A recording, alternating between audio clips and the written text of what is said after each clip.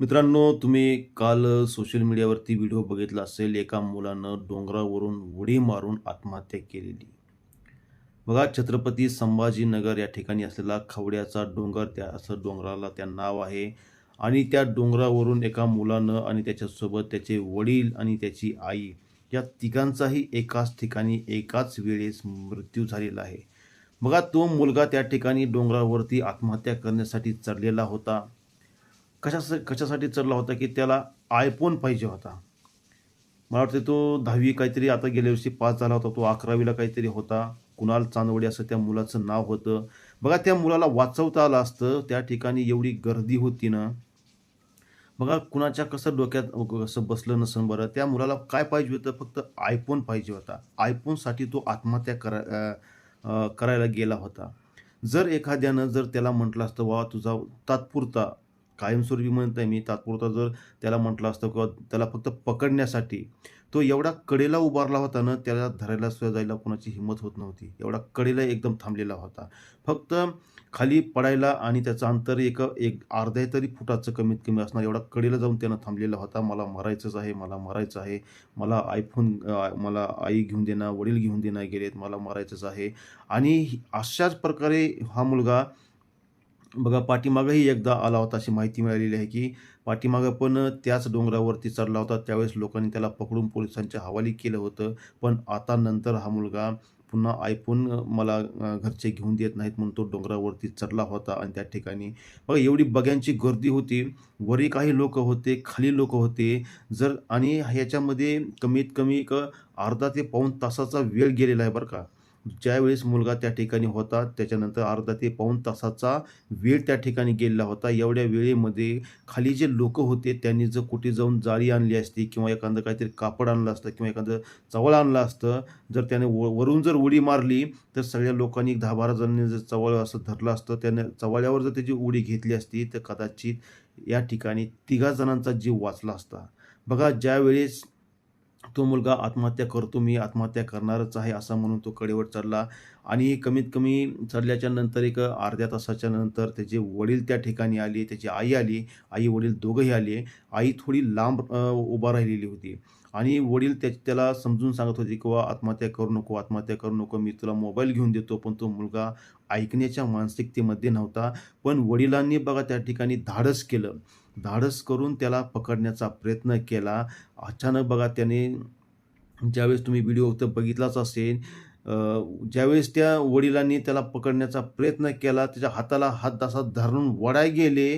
त्या मुलानं तोपर्यंत खाली डोंगरावरून खाली उडी घेतली आणि मुलाचा हात त्या वडिलांच्या हातात होता आणि वडिलांचा हात त्या मुलाच्या हातामध्ये असा घट्ट धरलेला असल्यामुळे वडीलसुद्धा त्या मुलासोबत डोंगरावरून खाली दोघं जण आले आणि हे दृश्य पाहून त्या मुलाची आई, तिला सुद्धा त्या ठिकाणी राहू वाटलं नाही. तिनं सुद्धा डोंगरावरून उडी घेतली खाली.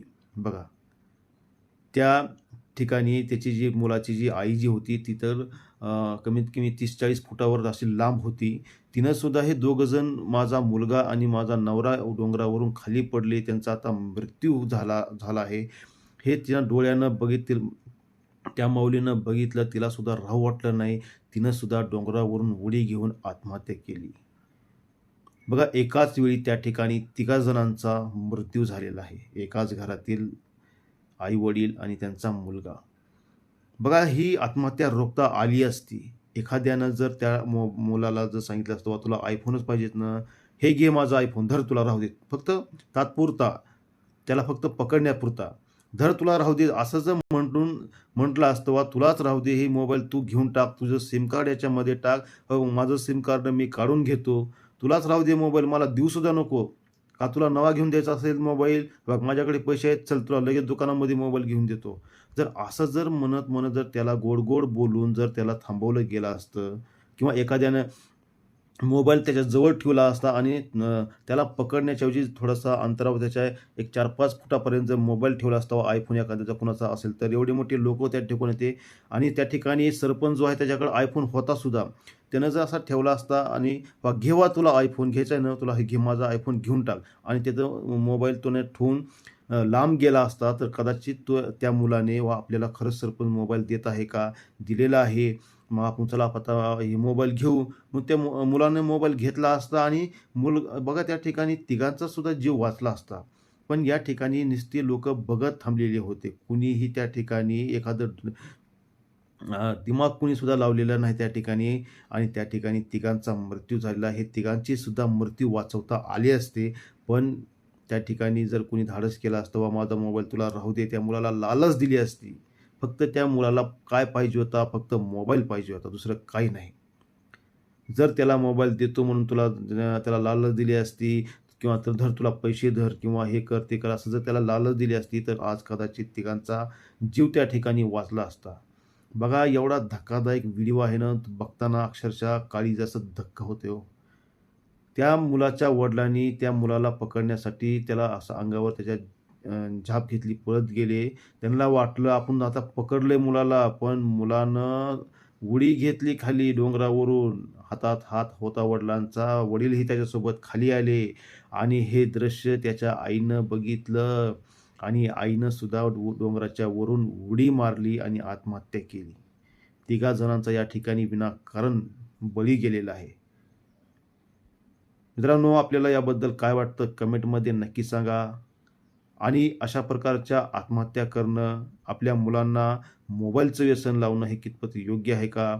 आपल्याही मुलांना अशा प्रकारचं मोबाईलचं व्यसन लावू नका.